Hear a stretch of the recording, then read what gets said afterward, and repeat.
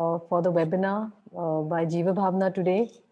And we're happy to have you here with us today. Uh, you may not know about us as an organization. We are Jeeva Bhavana, an environmental solution-based NGO based in Pune and oriented specifically to how things are playing out here in India. We are here to give you all an overview of the environmental and climate chaos we are experiencing today. Because unless we understand that, we won't be able to take the necessary steps to mitigate the crisis we are facing today. As I've already mentioned, we are a solutions based group and we are uh, taking a holistic approach while looking at the problems and also at the solutions. And today's webinar, we have titled it as Every Day for the Future, because it's important to know that as individuals, we make a difference every single day.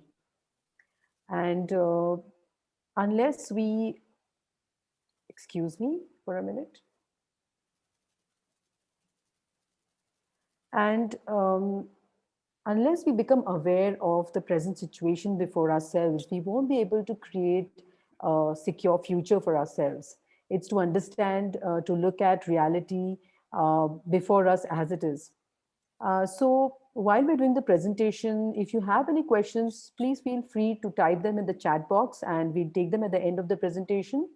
We'll also be happy if you say your question out loud and we'll be happy to see you and talk to you and give you the answers while chatting with you.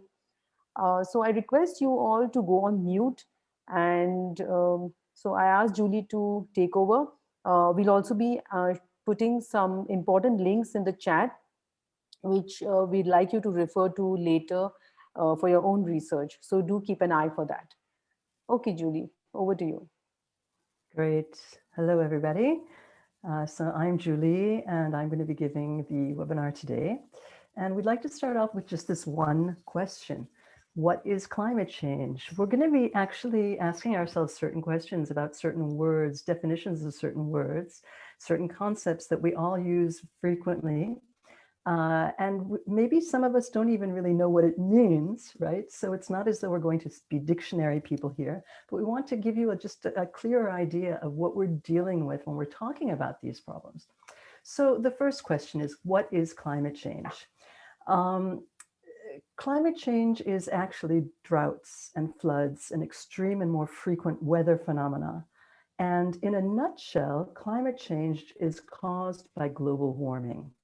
And in another nutshell, global warming is caused by greenhouse gas emissions. Most of us, when we think of greenhouse gas emissions, we think immediately of CO2, right? Carbon dioxide.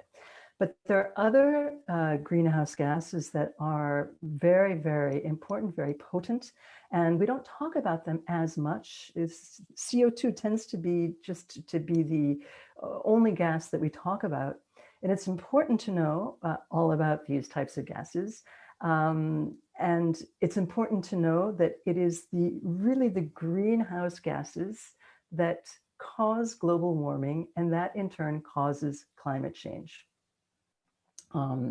So the question is why, let's go back. So why do we even call it greenhouse gases? So this is just to give you an idea visually of what it means, what the greenhouse effect it means. So if you imagine a greenhouse, I'm sure most of you have seen greenhouses before. It's just this house made out of glass, right?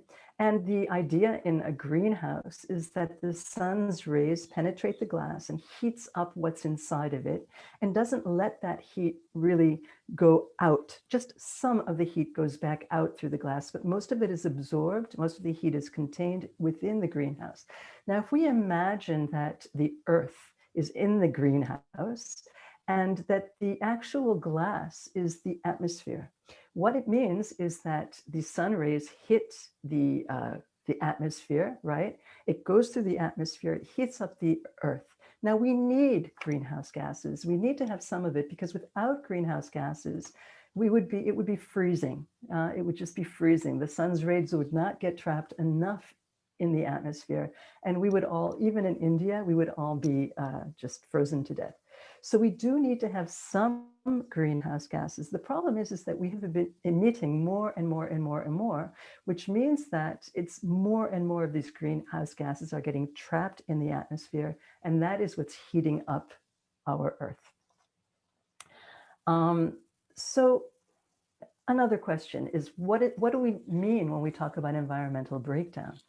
Well, we talk about all of these very sad, tragic, and horrible things that we're actually doing at this very moment, and we have been, that cause a depletion of all of our resources, our natural resources like air, water, and soil. So all of the pollution that we are actually creating. It also means the destruction of our ecosystems. And what is an ecosystem? It's just the total web of life in a particular area. So we're destroying our ecosystems, which create habitat destruction, wildlife extinction. It's just, bad. And then another question, what is a pandemic? Right? We're living through the COVID-19 pandemic, but there are many, many others actually that have happened before, and probably, unfortunately, others that will occur in the present. So what is a pandemic? Well, basically, we have to know what an epidemic is before we talk of a pandemic. An epidemic is just simply an outbreak of a disease that is passed from one human being to another human being and a large group of people. Now, a pandemic is when that particular disease is spread from person to person throughout the world, which is what we've been seeing this last year with COVID-19. So the disease that causes an epidemic may be passed from person to person, or it can be carried to people, to human beings, by something that is non-human. For example, animals, right? It can be from insects, it can be from infected water, it can be from any other types of animals. And now we think that scientists have said that about 75%, so 3/4 of pandemics actually have their source in animals. And that's why we call them zoonotic diseases. It means that it originates in animals. And then because of alterations or mutations, it actually can go from an animal where it's not going to do really wreak any havoc, but it can eventually be mutated and cause viruses in human beings. This is what the COVID-19 pandemic is all about. So here's a question for you. What do pandemics, climate change, and environmental breakdown have in common? So just take a couple of seconds and ask yourselves, how can we group all of these things together? What is one of the things that actually has its, a wide range of these very, very tragic and horrible things? And that is animal agriculture. So when we speak of animal agriculture, what do we mean? Well, it's very, very simple, actually. Animal agriculture simply means raising and using animals on land or in water as a food source. Right? We see agriculture, so that's where we're getting our food source, and we're talking about animals. So that can go from your horrible, huge factory farm, with thousands and thousands and thousands of animals living one on top of the other in the worst conditions. It can also be in a small dairy farm where there's maybe about 5 or 6 or maybe even fewer animals, cows, for example, that are being used for their milk. But it's the whole range, actually, of this idea of raising, breeding animals as a source of food. Now, let's ask ourselves, we've seen that animal agriculture is the thing that is in common in all of these different effects, right? So, excuse me, let me just do this. Excuse me, okay. So how is it that animal agriculture and climate change are related? Well, remember we spoke about just recently how greenhouse gases lead to global warming, and that leads to climate change. Well, animal agriculture is actually responsible for more greenhouse gases than any other human activity. That means even more than all of the world's transportation combined.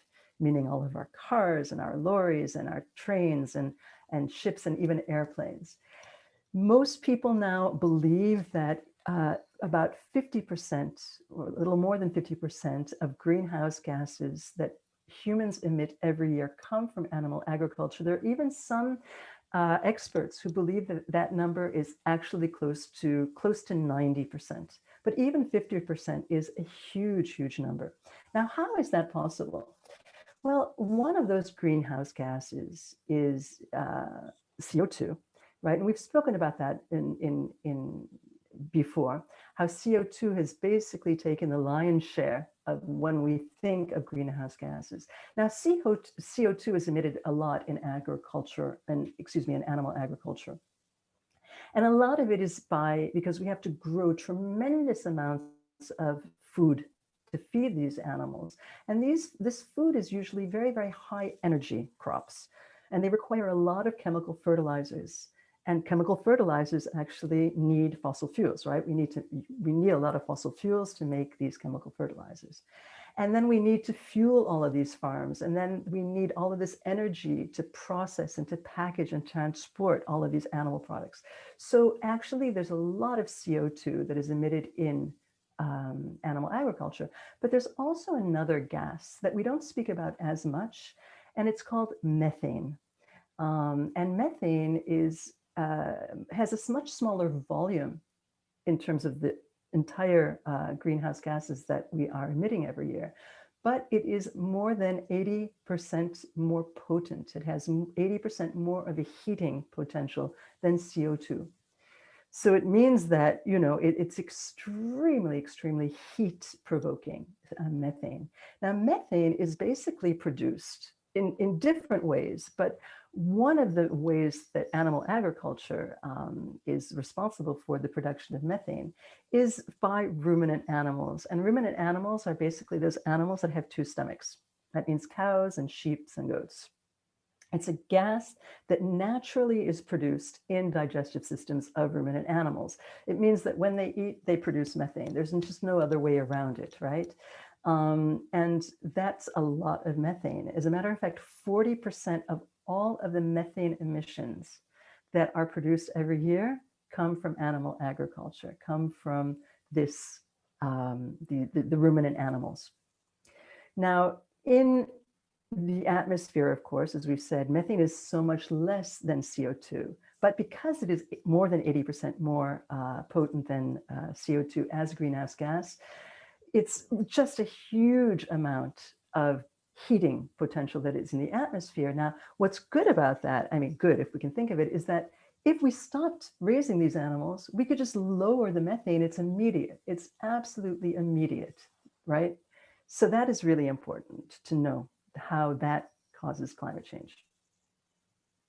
And how is animal agriculture and environmental breakdown, how are they actually related? Well, climate change is one side of the coin, and the other one is environmental breakdown. So we have a big problem when we're raising as many animals as we're raising all over the world, but in India, especially with our dairy obsession in India, when we are raising all of these animals, we have to remember that they emit lots of waste, right? Every day they emit waste. This is just part of course, their digestive process. So this amount of waste, it's not just that the waste can be a contaminant, but this huge amount of waste that it really can contaminate soils and water. It leads to something called eutrophication. And eutrophication is basically when it goes into the rivers or other water bodies, and it creates a very nutrient, because the waste is just loaded with nutrients, right, that have passed through the digestive systems. So what happens is that the water becomes extremely nutrient rich, and it blocks out the oxygen, which means that in all of these waters, that just all of the marine life dies. They can't prosper because they're not able to have oxygen to live. It also causes topsoil erosion. So we're talking about the waste, but also just the fact that you have all of these animals that are trotting, and that we have to create pasture land and other types of land. So it creates soil erosion, desertification. Uh, the chemicals that we're using for fertilizers to grow the feed and everything, they lead to more soil erosion and desertification. And then we're going to speak about deforestation in a short while, but deforestation, which is really, really linked to animal agriculture. And that leads to habitat destruction, biodiversity loss. We also have a question of land use and water use that is just crazy proportions, really, at this point with animal agriculture. So even in this short slide, we see that just for different types of milks, right? Dairy milk on the slide on the image on the right, and you see a dairy cow, and the other ones are just different types of plant-based milks, right? So we have almond milk and soy milk and rice milk. And we can just see, just in terms of the emissions that they create, but also water use and land use, how much dairy milk is going to produce of these very, very bad things or just resource intensive things, and how little, and we're just talking about something like milks, right? How little the other ones, plant-based milks, are going to provoke. Now, another question that we might ask ourselves is, how is animal agriculture and pandemics, how are they related? Well, basically, we've spoken about pandemics, and we've spoken about where so many of them come from, right? 75% of them are zoonotic in nature. So there's two different ways, well, there are many different ways, but two main ways that actually animal agriculture is responsible for pandemics. One of the first ways is because we need so much land in order to graze animals, in order to grow the crops, to feed these animals, we cut down forests. This is what's happening in the Amazon. We all know about that, but it's happening also in India. So we're cutting down all of our forests. And what happens in that way is not just the problems of deforestation, right, which present its own problems, but in terms of the wild animals that are living in these forests, we're cutting away their habitat. So they actually are trying to live, right? They need to live, they need to eat, they need to have a home. So they end up coming closer and closer to human habitats. And either with the animals that the humans are raising for their food source, or with humans themselves. So this means that the animals, the wild animals and human populations are coming closer and closer together. And that is one of the ways that a zoonotic disease actually becomes a disease that is transmittable to humans, right? Is because these diseases that the animals harbor, they can mutate, and once they're close to humans, they can become infectious to humans. But the other thing is really this idea of making all of these factory farms and creating the conditions upon which pandemics thrive. So you have these areas with lots of animals that are cramped together. And they are genetically almost clones of one another because they have been artificially bred, artificial insemination.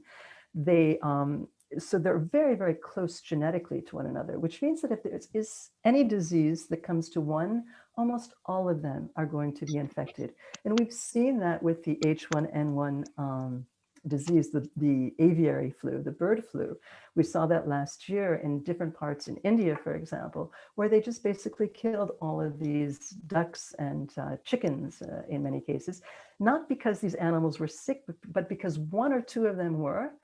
And so they just decided, in order to make sure that it wasn't passed to the other ones, they just killed them all. So what happens also, and this is the last thing and we'll go on, is that because these animals are living in such cramped quarters with one another, and they are so susceptible to different diseases, we are giving them huge amounts of antibiotics.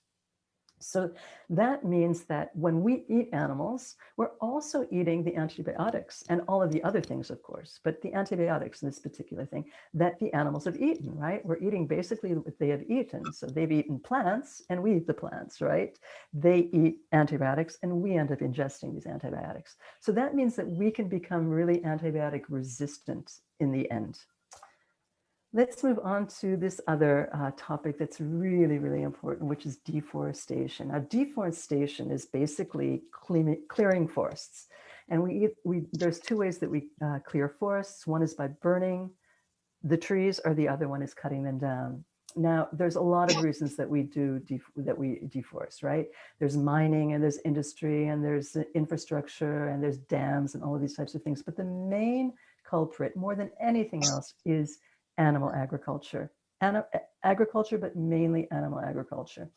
Last year, I don't know if you knew, but in 2019, more than 30,000 forest fires were reported in India. And about 95% of those forest fires were due to human activity, mainly agriculture. Okay, so that is really, it's close to home. It's not just in the Amazon, which is bad enough. It's also very close to home. Now, deforestation is so harmful in many ways, but the other way that it's horrible because of you've got your habitat lost and all of these other types of things, is that trees are basically Mother Nature's way of sequestering carbon.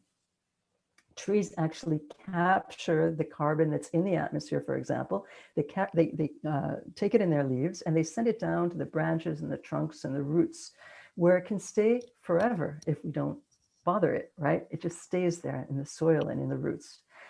So when we destroy trees, we're also destroying nature's best tool to capture carbon emissions. And when we burn trees, right, we're also emitting tremendous amounts of carbon into the atmosphere. So it's like a triple whammy. Everything is bad in this process.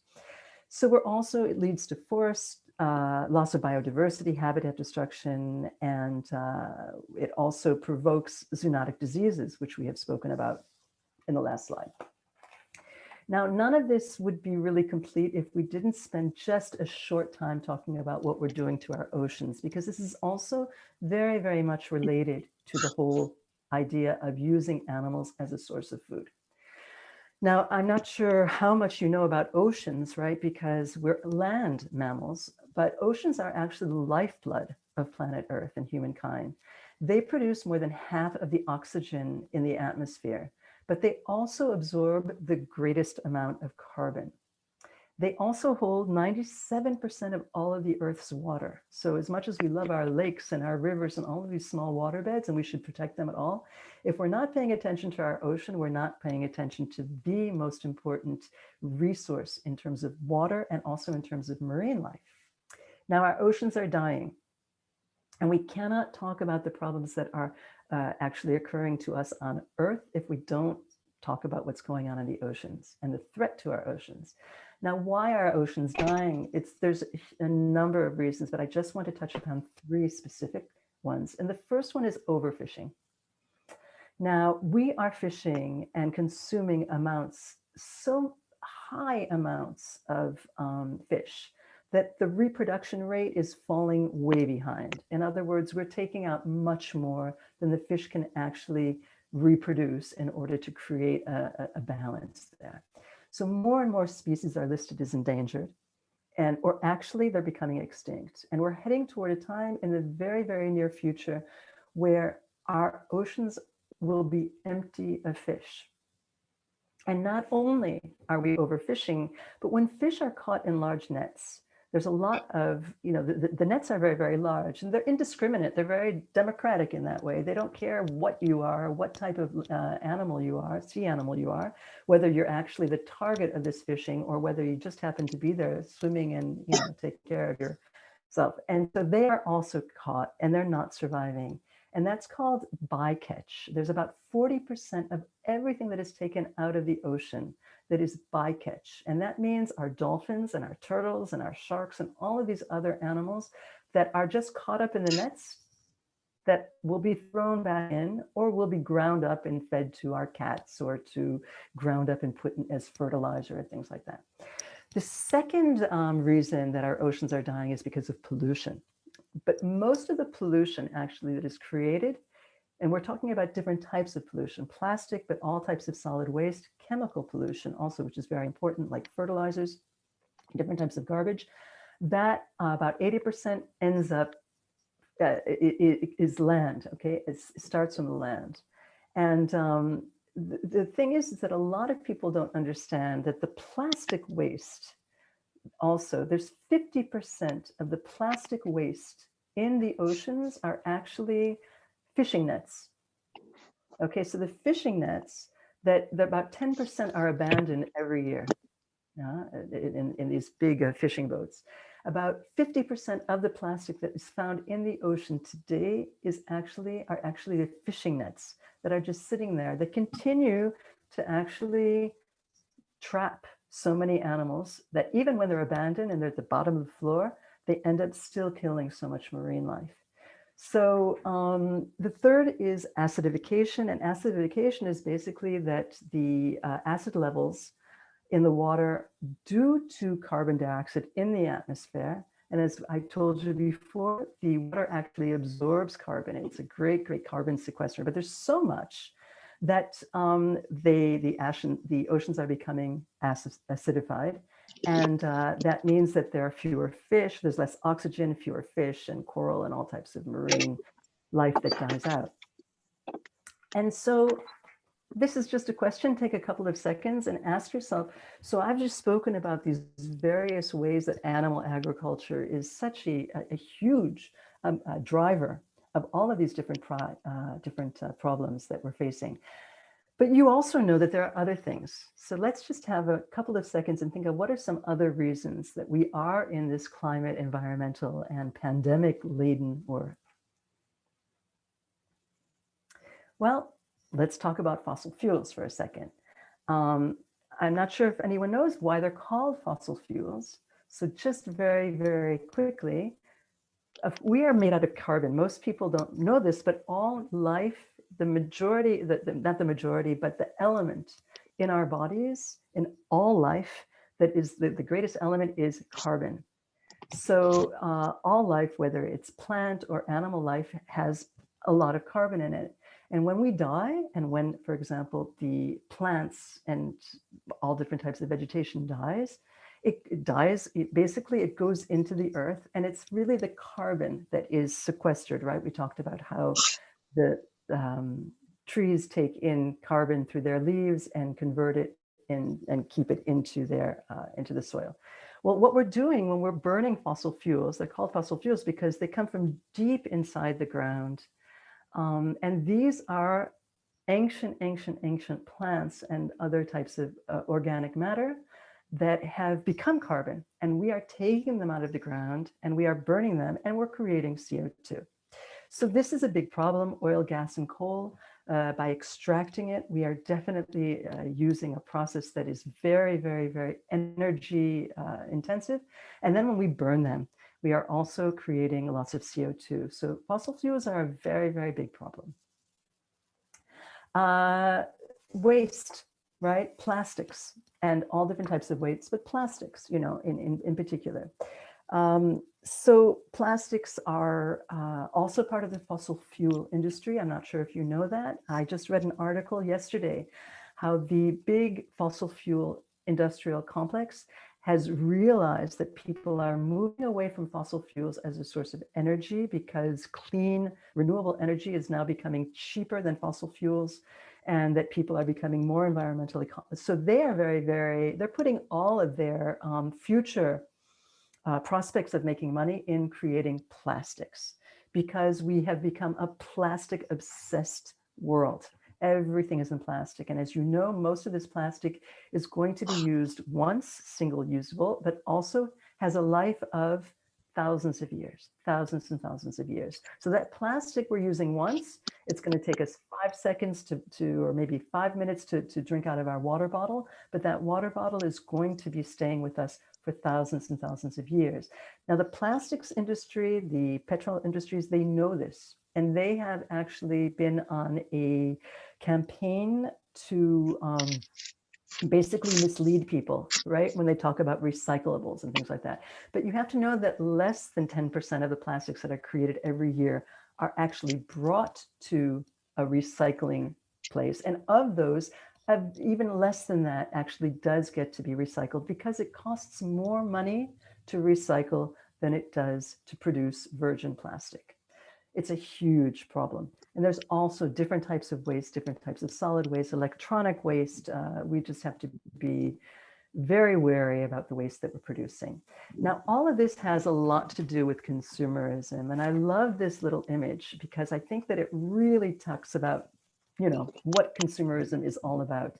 Now, when I was doing this slide, I was asking myself, well, what really is a definition of consumerism? What does that mean? I mean, I use it all the time, but what would be a good definition? So I looked it up in the dictionary, and this is what I found. I thought it was quite good. Consumerism is the idea that increasing the consumption of goods and services that are purchased in the market is always a desirable goal, and that a person's well-being and happiness depend fundamentally on obtaining consumer goods and material possessions. So as you see here, there's a strong focus on materialism, on competition, and there's a shift away from important values like integrity and sharing and a connection with nature. Now, what happens is that we end up, it's just because our happiness, we think our happiness depends on buying more often. We end up starting to identify, right, with all of these things that we are buying. And that's why I think this image is just so wonderful, because it's really a human brain that is being chiseled, right, with all of these different marks, with all of these different brands. It's being chiseled away. And it becomes associated, right? Our brain, all of these chiseled marks and everything, brands, they become part of our identity.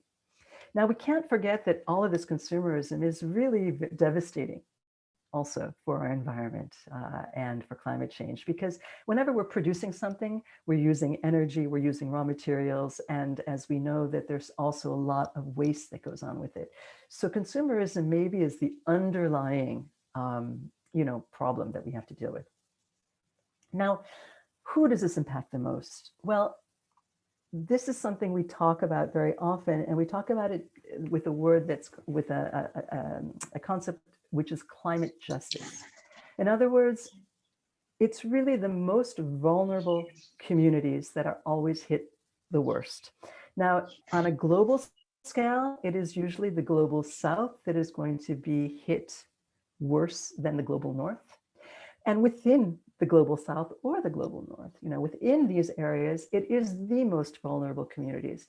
Now, it is partially because when there is a climate crisis, the people who are the most vulnerable, usually they have the fewest resources to be able to actually leave, to migrate, to go to higher ground.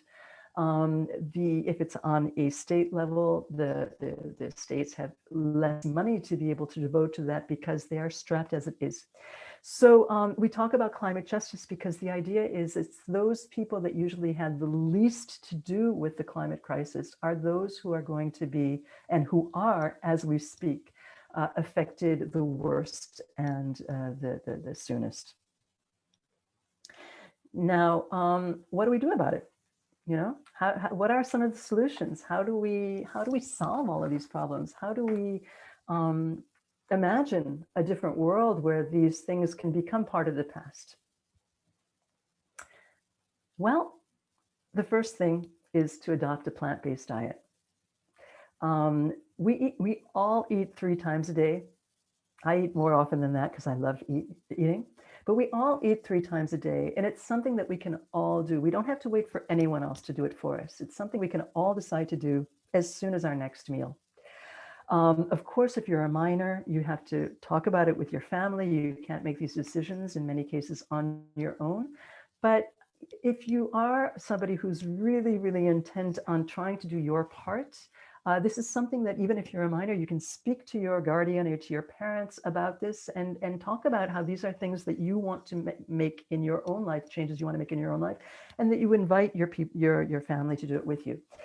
Now, these different 11,000 scientists declaring a climate emergency, veganism is the single biggest way to reduce our environmental impact on the planet. There are more and more frequently and more articles and more research papers. These are not just, Mr. Hello, I'm my, or whatever. These are really very influential and reputable scientists and researchers who are coming out and actually saying, this is what we need to do. We need to have a global shift to make sure that we can preserve human life on Earth.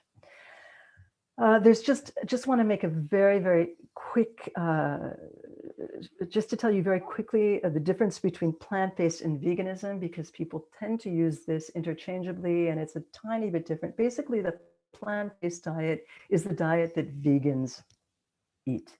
Veganism is an ethical stance, and it means not to harm others just because we can, and not to harm others if we don't have to do it. So vegans believe that because we do not need to be in, healthy and to thrive in this world, we do not have to raise and kill animals for that. We can live perfectly well, and in most cases, we actually know that we can even live better with fewer chronic diseases on a plant-based diet. But veganism is, as I said, an ethical stand, whereas a plant-based diet is really just eating non-animal sourced foods. That's really as simple as that. And we see here that it's also really just environmentally and in terms of our resources, so much more of a global taking care of our planet and ourselves, but our planet, when we realize that animal agriculture just uses such immense amounts of our resources that we have fewer and fewer of because of global warming, because of climate change. We're having water depletion problems. We're having a problem with our soil erosion and things like that. So when we know how much of our resources that are so precious, and they really are what we need to live, if we know that and we realize that if we take a plant-based diet, we are just saving our resources to such an extent, the equation becomes kind of just like a no-brainer. Something else that we can do, very important, to grow a garden and to plant trees. Now, both of these are really important and really very fulfilling, actually. It's not just one of these things, oh my goodness. It's really, really fun, actually. And we can grow a garden no matter where we're at, even if we have a small balcony, even if we don't have a balcony and we just have a sunny part of an apartment, we can put some herbs down, we can put a tomato plant or something like that. Of course, if we have more room, we can plant more. There's a lot of community gardens now and school gardens. And people are really, it's not just you're getting into gardening, it's just that you're able to really take control of one of your food sources, even if it's very small. It's very fulfilling to know that I've grown my own this or my own that. It's also a lot cheaper. And it can be done, and you know what you're putting in the soil, right? You know that you're not putting in what you're not putting in, but you also know that you're putting in the right things. You're composting, which is a great way to get rid of food waste and things like that. So gardening is just a fantastic thing to do. It's also great in a family. It's a wonderful activity that we can all do together. And the other thing, of course, is planting trees. Now, we've talked about how important trees are in order to sequester carbon. And also trees are very, very important, as we see in this middle image here, is the roots, right? So the roots, they create tunnels. They make sure that the soil is being aerated. They are so important for all different types of microbial life in the soil, which is really necessary to have a rich, fertile soil. And again, planting trees is something that we can do again in our own backyard. If we have to have it, we can do it. There's different types of programs. You can even start it in your schools or in your community to go on a tree planting campaign or things like that. We need trees. We really, really need trees. And that is something that we can never have enough of. Whereas packaging is something else. Packaging, we can say no, just a no to packaging. And we are very, very lucky now because more and more places do offer bulk goods. So we can bring our own cotton, non-disposable bags or different types of recipients. And this way, what we are doing is we are cutting down on the amount of packaging that we just see everywhere. And it goes into landfills and it eventually goes into the oceans and things like that. And in many cases that the Earth will never get rid of. And with starting to become really conscious about not using plastics or other types of waste, we can become a zero waste warrior. And a zero waste warrior is basically someone who is really thinking. In the middle, it's the most important to rethink, is to understand that our consumption, every time we actually consume something, or any type of activity that we're doing, we actually have some sort of an effect on the rest of the ecosystem. It goes beyond our own little bubble, right? It's a huge relationship that we are rethinking about how we are taking care of the Earth. So of course we try to refuse if we don't need it and reduce what we think we need and to reuse, right? All of these types of things you probably have seen before, but they're really, really great to integrate in terms of how we actually live on this earth. We reduce our carbon footprint, which of course means if we can bicycle, if it's safe, of course. So if we can bicycle, then we try to do that. If we can take public transportation, if there is no public transportation, then we try and lobby our governments, in our city governments and everything, to make sure that there's public transportation. All of these types of things to create recycling drives. Even if we are trying ourselves to reduce the amount of plastic and other waste, we can help other people find ways to do that and also create recycling, because there is just so much that we can all do. And last but not least, it's just, in one little phrase, it's to become a conscious and compassionate global citizen. Now, what we say very often in the movement is to act local and think global. So I really like that, because what it is that we're living our consciousness and our compassion every day. When we act global and we think global, it means that we are doing things that have an effect all in our small bubble, but also we're thinking at the same time of this entire earth that we're living on and all of the inhabitants of the earth.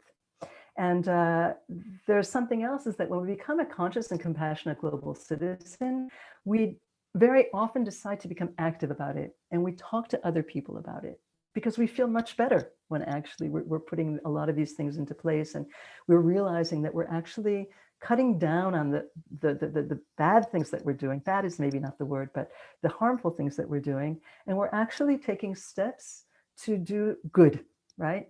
And so the two, I think, on this wonderful image that we see, the two things that I think are the most important is there is no planet B, which we've heard very, very much, very often. And basically it means that this is our planet and we have to do whatever it takes to make sure that we can continue to live here and thrive here, and that other beings also can live and thrive. And the other one I think is really great is in the front. It's, you're never too small to make a difference. We all have a role to play. We all can make a difference. And with that saying, and this is the last slide, and I wanted to thank you. And I think this is also very important. This is my dog, and she gives me, she's very wise, because when I'm with her, I realize how easy it is to cultivate joy. Joy is something that we have inside of ourselves. We don't need anything to be a joyful person, and we to appreciate the moments that we're living with one another and the beauty of the world, and just to cultivate this inside of ourselves, I think, is probably the greatest joy that we can have.